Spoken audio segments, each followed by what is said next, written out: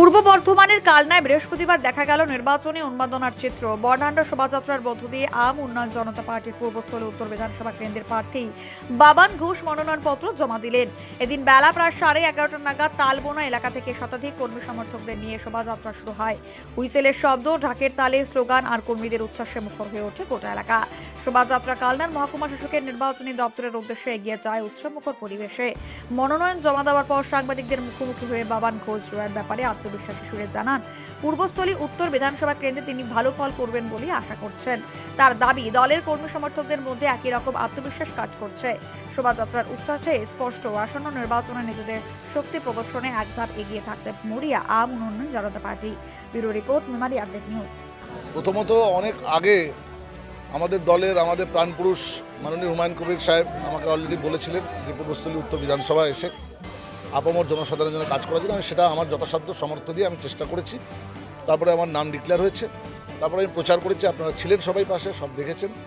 আজকে মনোনয়ন জমা দিলাম এবং খুব সুন্দর সহযোগিতা পেলাম প্রশাসনের, এবং মনোনয়ন আমার জমা করে দেওয়ার পর আজকে থেকে আমাদের প্রচারে যে উদ্দীপনা ছিল, যে উচ্ছ্বাস ছিল, আমার মনে হয় আজকে থেকে অ্যান্ড টুডে অনওয়ার্ডস আরও প্রচারের ঝড়, আরও প্রচারের বেগ অনেক বেড়ে যাবে।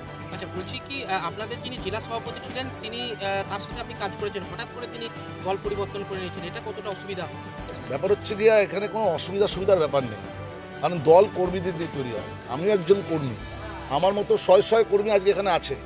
আপনারা দেখে মনে হচ্ছে কোথাও যে আবেগ আর উচ্ছ্বাসের কোনো অভাব আছে এদের মধ্যে, এবং এক করে যারা গেছে তারা সিঙ্গেল পিস গেছে। এবং আপনাদের মাধ্যম দিয়ে বলে রাখি, ব্লেড কখনো চুলকে ভয় পায় না। সুতরাং কে গেছে, ঝরে পড়ে গেছে, তাদের আমাদের কোনো যায় আসেনি। আমরা ব্লেডের মতো একদম ধারালো, আমরা ব্লেডের মতো মজবুত। আচ্ছা, বলছি কি আপনারা কানলা মহকুমায় মোট কতগুলো প্রার্থী আমাদের এখানে প্রায় 9-10 জন প্রার্থী আমরা নমিনেশন করেছি, তার বেশি বই কম না। না, কানলা মহকুমায় আপনাদের দলে ও আমাদের তিনজন। আজ তিনজনই আজকে করলেন? আজকে আমি আমারটা করলাম, আর সকালে একজন করেছে, আর কালকে একজন করেছে।